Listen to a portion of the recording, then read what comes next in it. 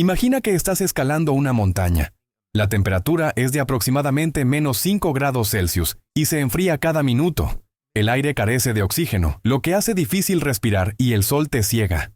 Lo sorprendente es que pagaste decenas de miles de dólares voluntariamente por esta experiencia. Has ahorrado durante años para comprar equipo costoso y contratar a una de las mejores guías disponibles, pero ahora, en este momento crítico, nada de eso importa. Estás a punto de conquistar el Everest. A lo lejos ves una bota verde que sobresale de la nieve. Estás a una altitud de más de 8,000 metros, en la conocida Zona de la Muerte, y te quedan unos 350 metros para alcanzar la cumbre. Pero esa bota pertenece a un escalador que falleció en su intento de hacer lo que tú estás haciendo ahora.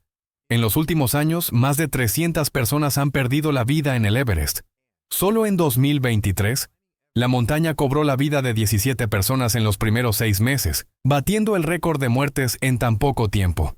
Peor aún, los cuerpos de unas 200 personas siguen en la montaña, congelados, incapaces de ser recuperados. Existe una regla no escrita en las montañas. Pase lo que pase, nadie debe ser rescatado. Pero, ¿es realmente necesario seguir esta regla? Si revisas los sitios web que ofrecen guías para escalar el Everest, los precios pueden sorprenderte. El costo promedio es de $84,000 y el equipo no es barato. Necesitarás un traje especial, gafas, equipo de seguimiento e incluso un tanque de oxígeno, a altitudes de más de 7,000 metros. El oxígeno es escaso y sin él, tus probabilidades de sobrevivir disminuyen considerablemente. Escalar el Everest se ha convertido en un lujo.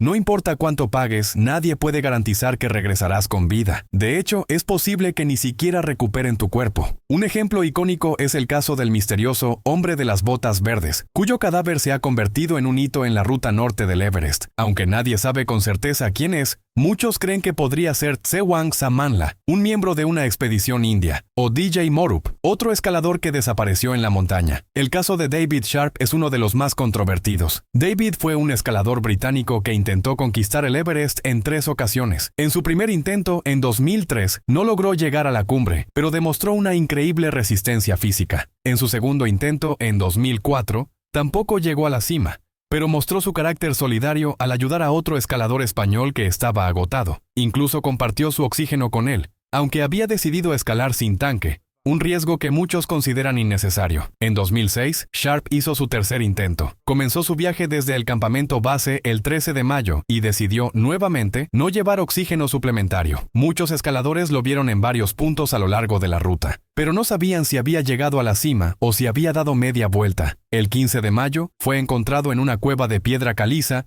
cerca de donde se encuentra el cadáver del hombre de las botas verdes. Sharp estaba sentado, abrazando sus rodillas, exhausto y congelado. Más de 40 personas pasaron junto a él sin ofrecerle ayuda, ya que en las alturas del Everest, las prioridades son diferentes. No se trata de salvar a otros, sino de salvarte a ti mismo. La controversia que siguió a su muerte despertó una gran discusión en los medios sobre la falta de solidaridad entre los escaladores en estas condiciones extremas. Uno de los escaladores más sorprendidos por la situación de David Sharp fue Sir Edmund Hillary, el primer hombre en llegar a la cumbre del Everest. Hillary expresó su consternación ante la idea de que nadie intentara ayudar a Sharp y señaló que este tipo de comportamiento parece ser exclusivo del Everest. En otras montañas del Himalaya, los escaladores no dudarían en auxiliar a otros, sin importar las circunstancias. Según Hillary, las modernas guías comerciales están más preocupadas por cumplir las expectativas de sus clientes de llegar a la cima a cualquier precio, incluso si eso significa dejar atrás a compañeros en peligro. Incluso la madre de Sharp, Linda Sharp, no culpó a los otros escaladores por no ayudar a su hijo. Ella dijo en una entrevista que la responsabilidad de cada escalador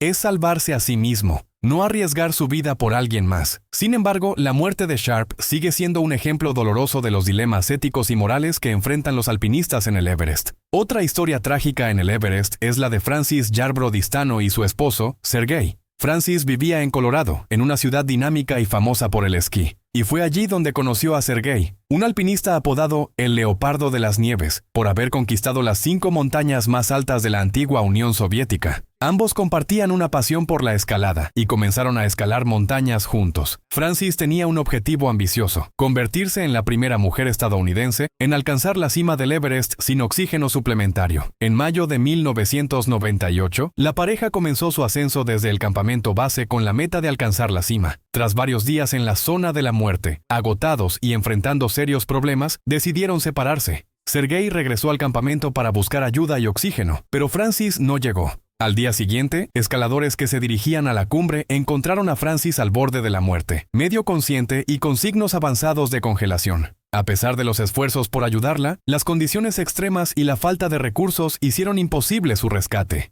Sergei desapareció poco después mientras intentaba encontrar y salvar a su esposa.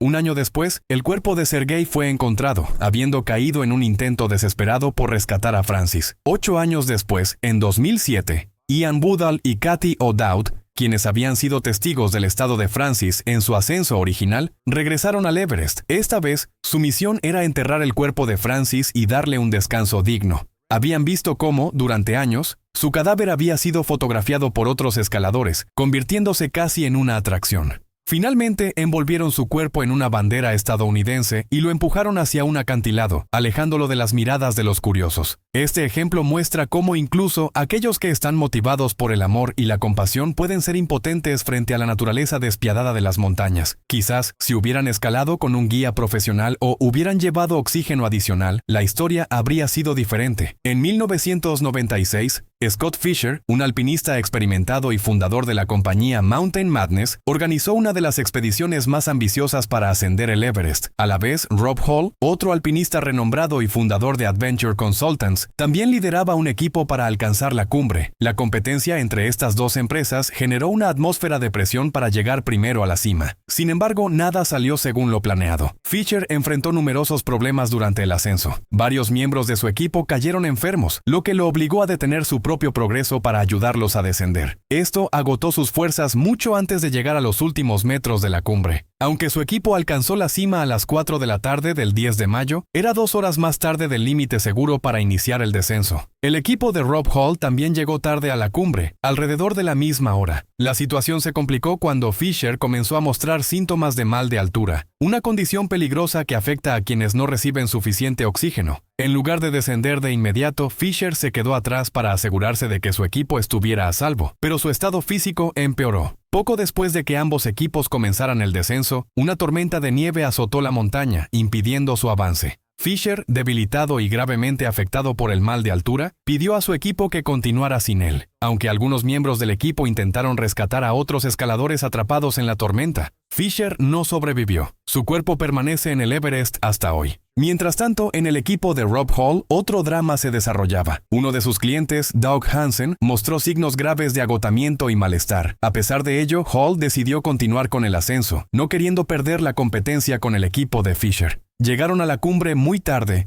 y Hansen estaba tan débil que ya no podía descender. Cuando la tormenta de nieve azotó, Hall se quedó con Hansen en un acto de lealtad y compromiso con su cliente. Sin embargo, las condiciones extremas y la falta de oxígeno hicieron que ambos quedaran atrapados en la montaña. Hall logró contactar a su esposa vía satélite desde el campamento base, enviándole un último mensaje: «Duerme bien, mi amor. No te preocupes demasiado». Poco después, tanto Hansen como Hall fallecieron. La tormenta de nieve del 10 de mayo de 1996 fue una de las más mortíferas en la historia del Everest, cobrando la vida de 8 personas. Esta tragedia abrió un debate sobre la comercialización del Everest y el ego de los guías, quienes a menudo se ven presionados a cumplir con las expectativas de sus clientes a cualquier costo.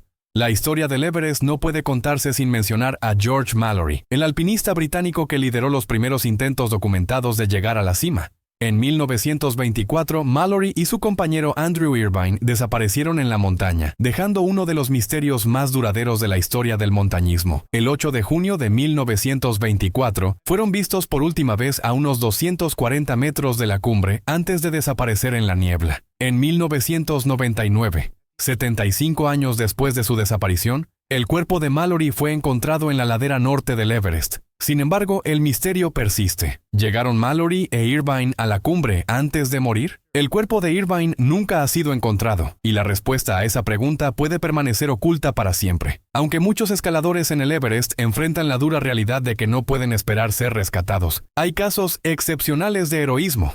En 2023, Gelje Sherpa, un experimentado guía de montaña, hizo historia al realizar una hazaña sin precedentes. Durante una expedición en la que lideraba a sus clientes, Gelje se dio cuenta de que otro escalador estaba en grave peligro a una altitud de 8.300 metros. A pesar de las reglas tácitas de no rescatar a otros en condiciones tan extremas, Gelje tomó la decisión de salvarlo. Normalmente, una evacuación de este tipo requiere al menos 5 personas, pero Gelje, solo, llevó al escalador al campamento más cercano, salvando su vida. Este acto de valentía se ha convertido en un faro de esperanza para futuros escaladores, demostrando que, incluso en las condiciones más peligrosas, el espíritu humano puede prevalecer.